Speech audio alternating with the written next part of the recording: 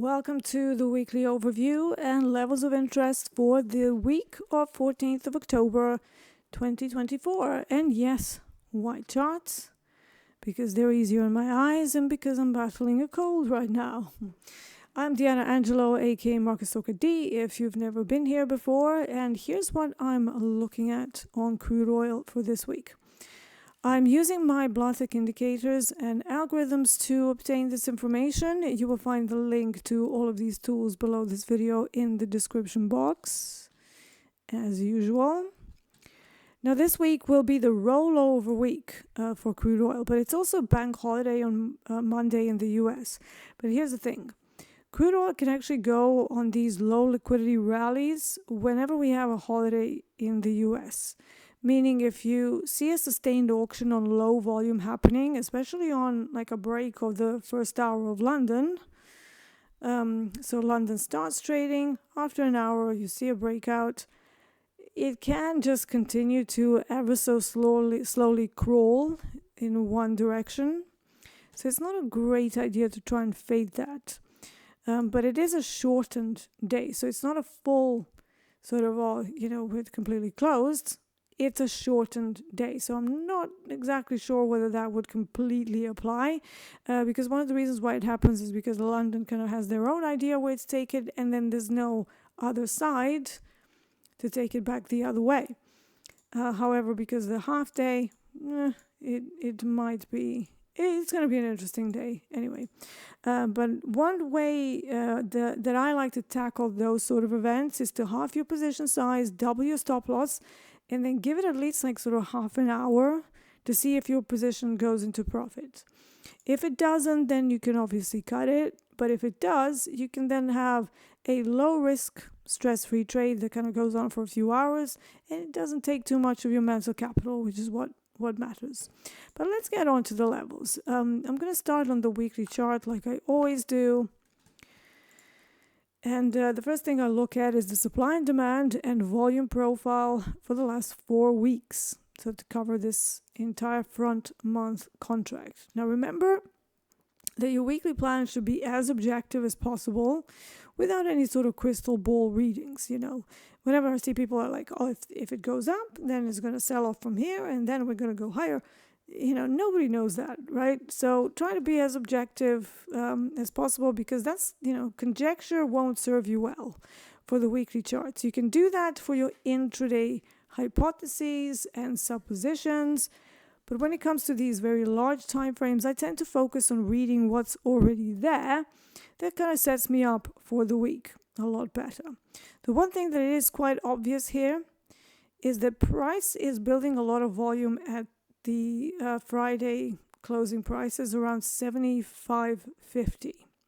And so far it's having trouble going anywhere else. If I switch on my Blahtech supply and demand, and I also have my concept of Q points there, you can see that we didn't even get up to the supply, and we ran into quite strong selling around that area and established a high right at 78.50. So this is something that tells me that there are some strong sellers there. But at the same time, once I drop down to a slightly lower time frame, you will see that there are some interesting developments happening. But for now, we're having trouble breaking higher, and we cannot even get to 79 evens where the weekly supply really is. So let's now drop down to the daily chart.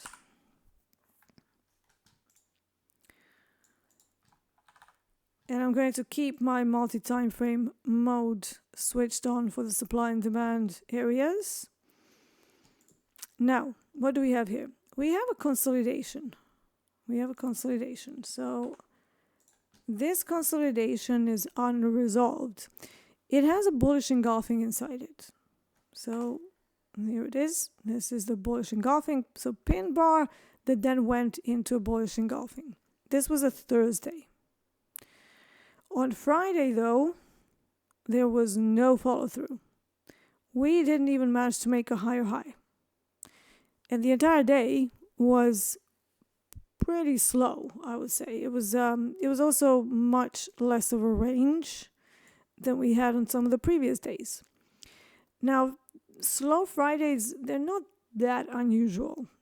They won't be that lucrative unless you have the regular monthly option expiry, which incidentally will happen this Friday, right after the rollover completes. So I'm guessing Thursday and Friday this week will be quite interesting. Whether we're going to have a lot of action in the run-up to it, that tends to be a little bit sketchy on rollover weeks. But if I'm going to nitpick about what's going on inside this consolidation, then I really want to watch this area at 74 evens, and it kind of stretches pretty far down.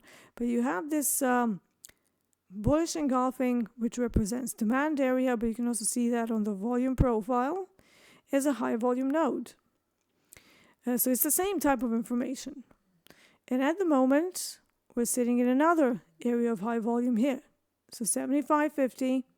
Do we get down to 74 evens? We might. That's the range that we're working with. So that's something I'm going to be looking at. Now, if I drop down to a 4-hour chart, so let's keep going down.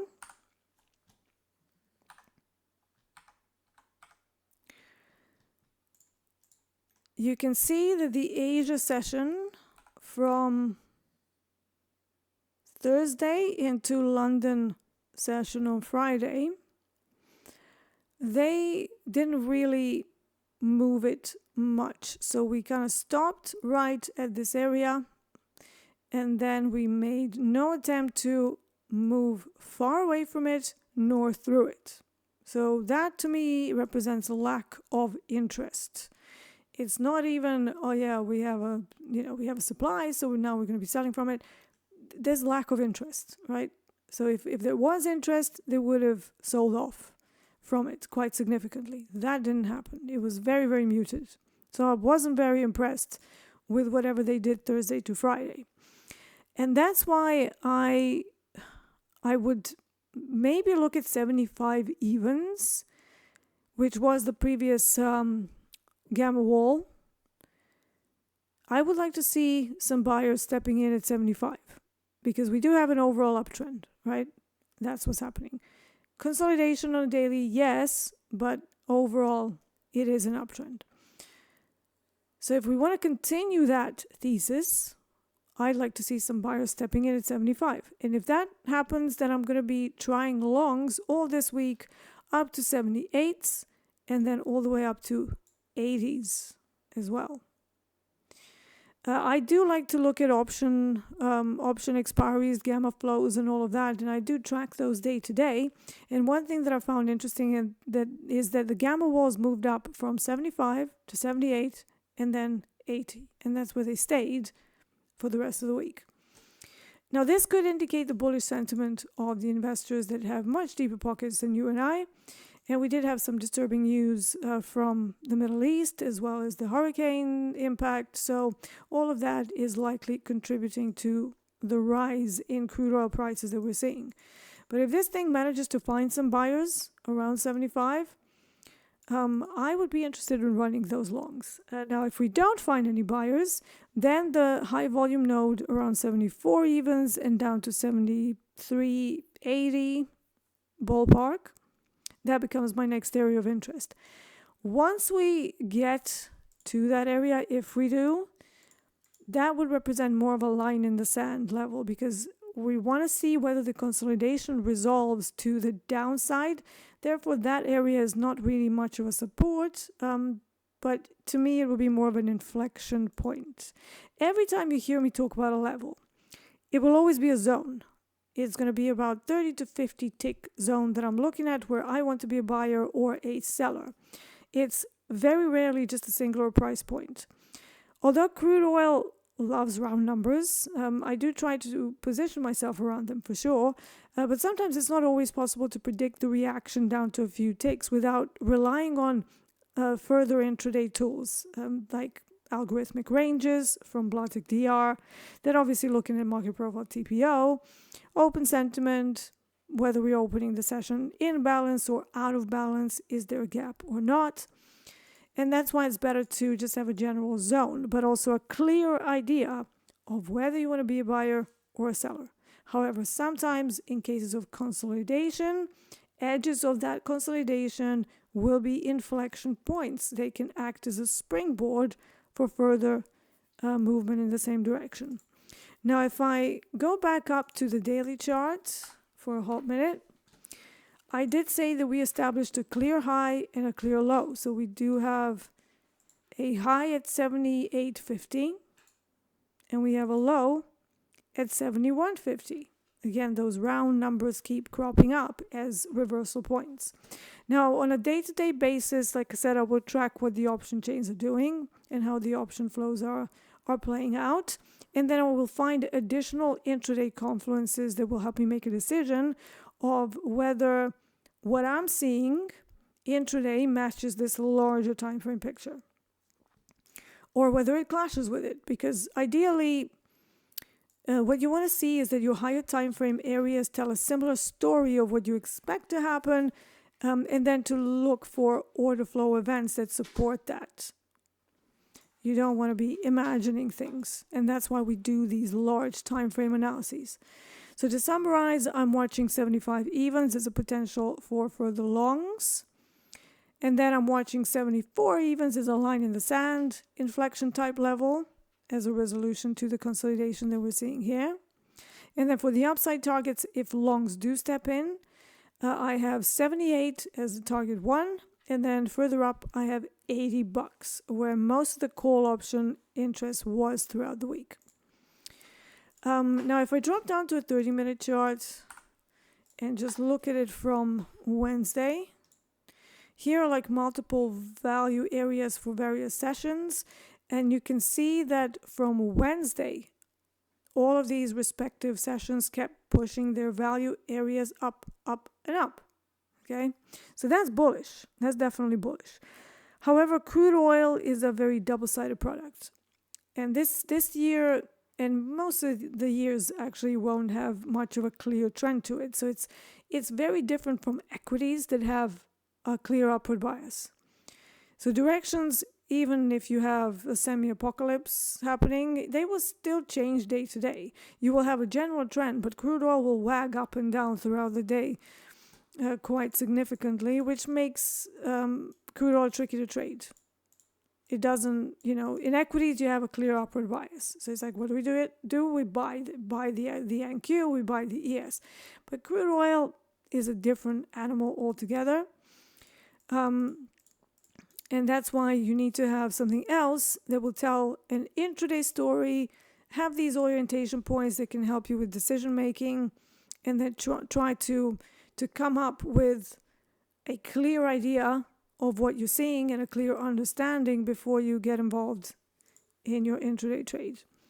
Now, final thing to note is that crude oil futures now have a bi-weekly options from CME. They expire every Tuesday and every Thursday. This is in addition to the regular monthly option expiries that typically expire every third Friday. So this week we will have the Friday option expiry. Now on Tuesdays and Thursdays, ever since the end of July, when the options started running, I started noticing that we do tend to have more trending type days.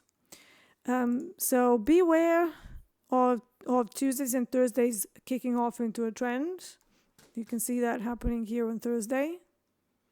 So 75s were a little bit reactive into the euro close, and then boom, it just carried on. And that's the effect of the option gamma walls acting as a magnet. So therefore, Tuesdays and Thursdays are definitely more kind of trendy type moves.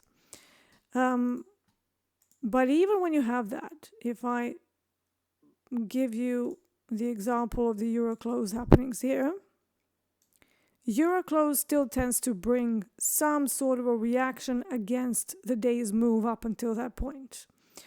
And those are actually my strongest setups. I like fading a move into the euro close. Love doing that. But then depending on what else is going on, that has to contextually mean something on the day.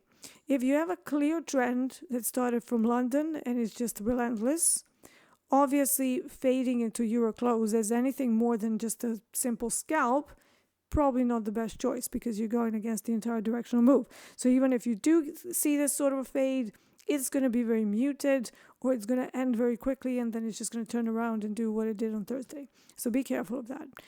Contextual nature of the euro close fade has to make sense.